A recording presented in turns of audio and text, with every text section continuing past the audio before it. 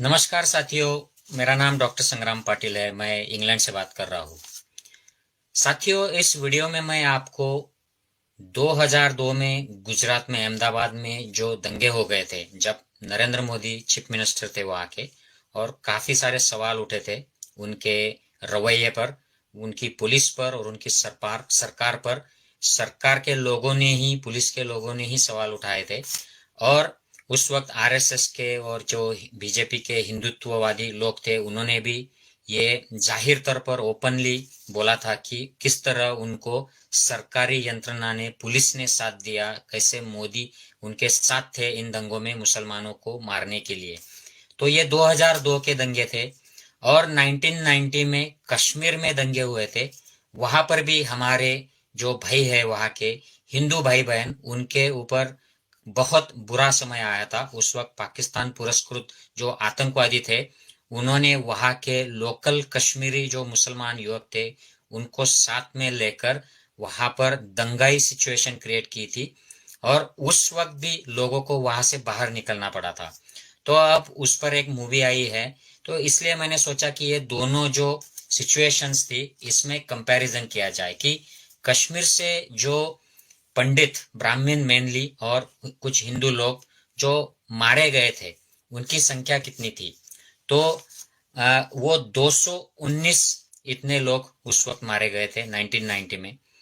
2002 में जब chief minister Gujarat के नरेंद्र मोदी थे, और उन्होंने गोधरा कांड के बाद जो दंगे हुए थे, और उसमें बोला गया था कि ये तो गोधरा में जो कार सेवक मारे गए उसकी रिएक्शन है, तो उसमें 2000 मुस्लिम मारे गए थे। और कश्मीर में 219, 10 गुना कम लोग मारे गए हैं।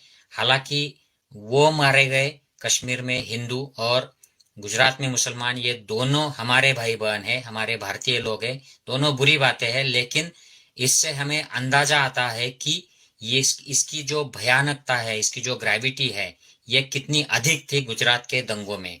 तो कश्मीर फाइल्स से गुजरात फाइल्स में ज्यादा लोगों का जिनोसाइड हुआ था, नरसंहार हुआ था।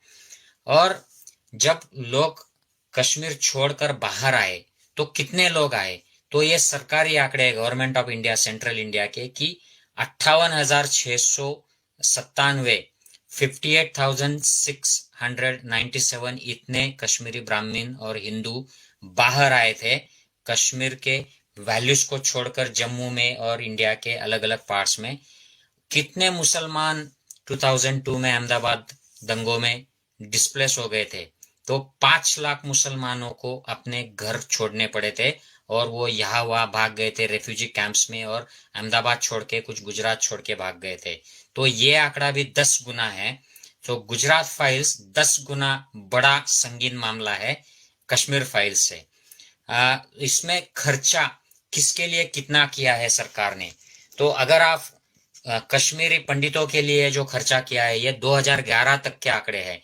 11 से आज तक, आज 11 साल हो गए हैं। ये आंकड़े इसमें नहीं है, ये सरकारी आंकड़ा था। इसमें 1618 करोड़ इतना पैसा, इंडियन मनी, कश्मीरी ब्राह्मणों के रिहैबिलिटेशन में खर्चा किया था सरकार ने। और मुसलमान जो 2002 के दंगों में डिस्प्लेस हो गए थे, उनके लिए कितना खर्चा किया था, तो उनके लिए हर घर को 500 रुपया मुआवजा दिया गया था। सोचिए कितनी भयावह बात है, ये डिफरेंस है, ये कितनी पार्शियलिटी है। 500 रुपए पर फैमिली। और जो कश्मीरी ब्राह्मण डिस्प्लेस हो गए थे, उनके रिहेबिलिटेशन में 1618 करोड़ 2011 तक दिए गए थे। और ये उसके बाद भी शुरू रहा है, आज तक ये शुरू है।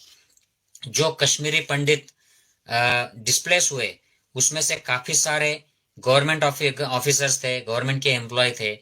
तो ऐसे सारे लोगों को साउथ दिल्ली में गवर्नमेंट के जो क्वार्टर्स है, ऐसे काफी सारे लोगों को, सारे नहीं, काफी सारे लोगों को साउथ दिल्ली में जो क्वार्टर्स है, जो एकदम पॉश एरिया, महंगा एरिया है, वहां पर 20 साल से ये लोग वहां पे गवर्नमेंट के क्वार्टर्स में आज भी है। ऐसा कहा जाता है कि ये लोग आज भी वहीं पर है। तो ये लोग ठीक तरीके से उनको खाना गवर्नमेंट की तरफ से दिया गया, उनको एजुकेशन गवर्नमेंट के तरफ से रिजर्वेशन क्रिएट किया गया है कश्मीरी पंडितों के लिए, कॉलेजेस में, यूनिवर्सिटीज में, यहाँ तक कि नौकरियों में सेंट्रल गवर्नमेंट में इनके लिए रिजर्वेशन किया गया है, अलग अलग स्टेट्स में भी इनके लिए सीट्स रिजर्व है। और इन्होंने ये साउथ दिल्ली में ऐसे गवर्नमेंट के क्वार्टर्स भी ऑक्युपाई कर रखे हैं। और मुसलमानों को क्या मिला, वो अपने घरों से बेघर हो गए, रेफ्यूजी कैंप्स में गए, उसके बाद बहुत सारे मुसलमान रास्ते पर आ गए। इनको घर कोई भाड़े से भी देने को तैयार नहीं है वहां पर। अगर वो हिंदुओं के पास जाते हैं कि हमको घर दो, भाड़े से दो या पैसे से दो, तो उनको मिलना मुश्किल रहता है। तो ये डिफरेंस देखिए कि कश्मीर के जो ब्राह्मण विस्थापित हुए उनको कैसी ट्रीटमेंट है, और अहमदाबाद के जो मुसलमान विस्थापित हुए उनको कैसी ट्रीटमेंट है। अब अगला देखिए कि जो कश्मीरी ब्राह्मण पंडित अपने घर बार प्रॉपर्टी छोड़ के बाहर आ गए अपनी जगह से, उनकी जो प्रॉपर्टी है उसके बारे में क्या है।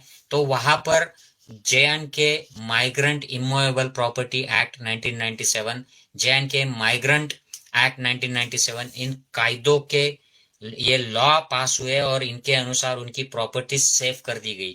वो प्रॉपर्टीज कोई भी बेच नहीं सकता है, कोई भी खरीद नहीं सकता है। जो आज बाहर आ गए उनकी प्रॉपर्टी वहां पर आज भी सुरक्षित है।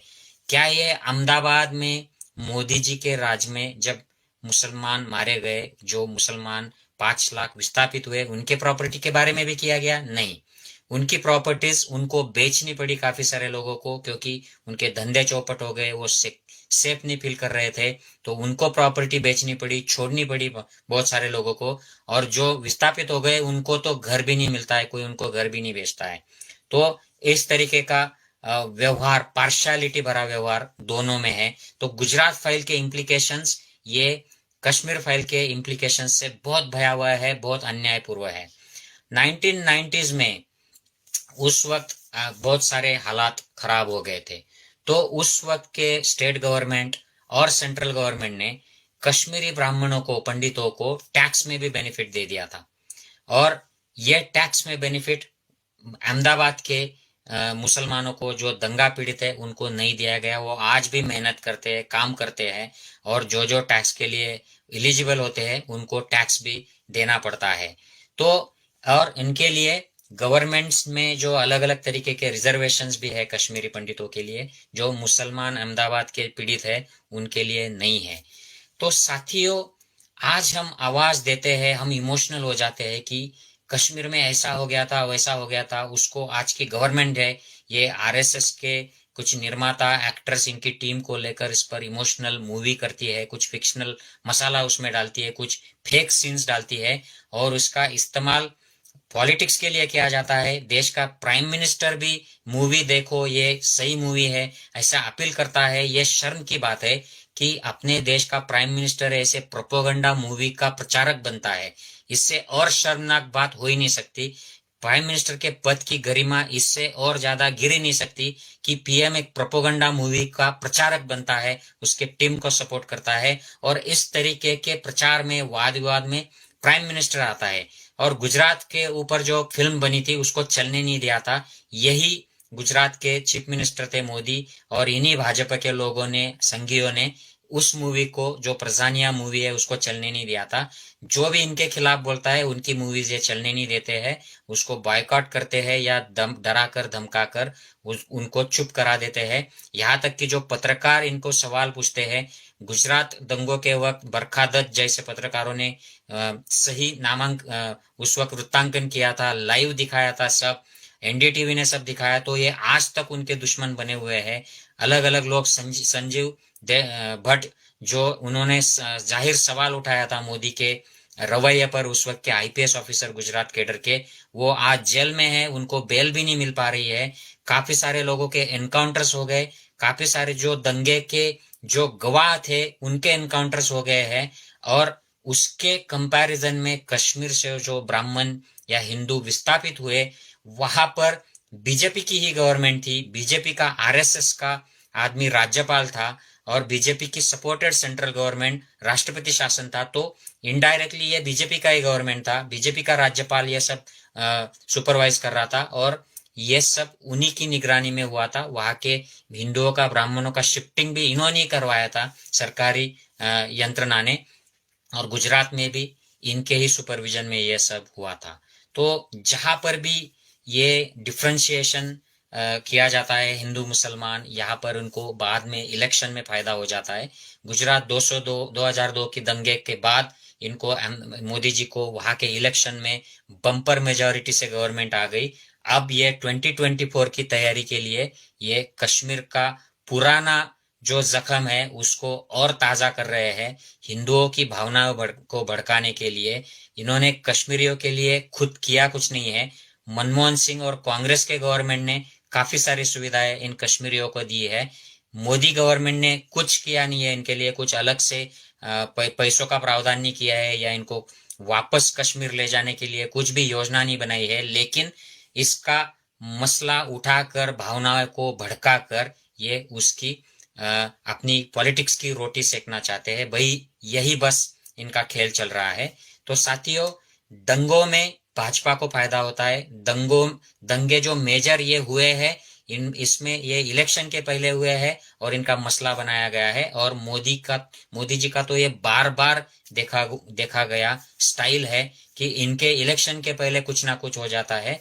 अगर कुछ नहीं होता है तो ये क्रिएट करते हैं और ओपनली दंगों के लिए लोगों को अपील करते हैं। यही इनका स्टाइल है। मैं सोचता हूं कि ये सब एक्सपोज होना चाहिए, ये सब अब रुकना चाहिए। एज ए इंडियन, कश्मीरी हो या नॉन कश्मीरी हो, हिंदू हो या मुसलमान हो, आरएसएस का संघी विचारधारा रखने वाला हो या सेक्युलर समतावादी, संविधानवादी, विवेकवादी विचारधारा वाला हो, हम सब भारतीय हैं। हम सबको ये सब डिफरेंसेस छोड़ के विकास की, प्रोग्रेशन की राजनीति करनी चाहिए। ये 21st सेंचुरी है। यहाँ के राजनीतिक मुद्दे भी health, education, infrastructure, good administration, ये ऐसे होने चाहिए, ना कि कश्मीर, हिंदू, मुसलमान, राम मंदिर या कांग्रेस, गांधी, ये पुराने मरे गड़े हुए मुर्दे उखाड़ पर उनकर लोगों को इमोशनल करना और इमोशनल अपील कर कर सामने वाली पार्टियों को, नेताओं को, उनको नीचा दिखाना, इस तरीके की जो राजनीति चल रही है ये रुकनी चाहिए। नहीं तो हम लोग बहुत पीछे ऑलरेडी हो गए हैं। इकोनॉमिक हमारा डाउनफॉल हो गया है और ये चलता ही रहेगा। अब हमारे यूनिवर्सिटीज भी काफी पीछे चले गए हैं। कोई रिसर्च अच्छा सा हो नहीं रहा है यूनिवर्सिटीज में।